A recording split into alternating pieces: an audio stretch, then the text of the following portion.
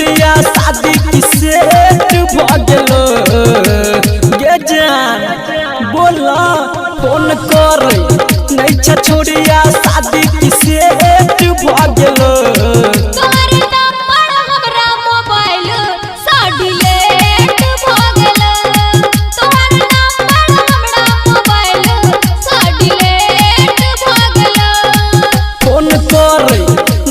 छोड़िया शादी की सेट भगलो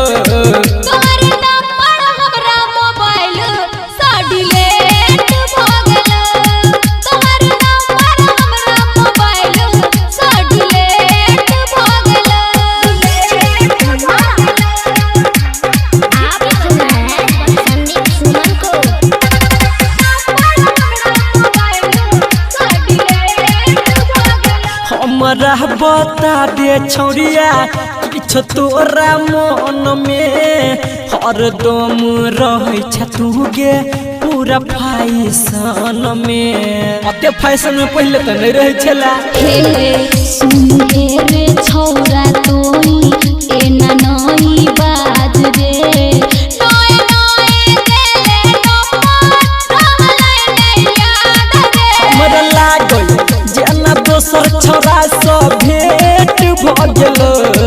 हमरा लागल जेना दोसर छोरा सब भेंट भगलो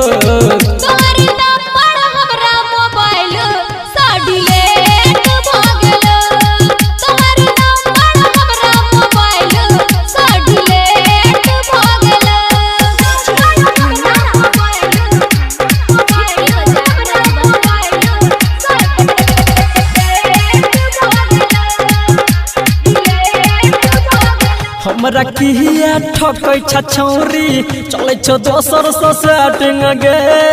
कॉल के लियो तोरा तब छेलो वेटिंग गे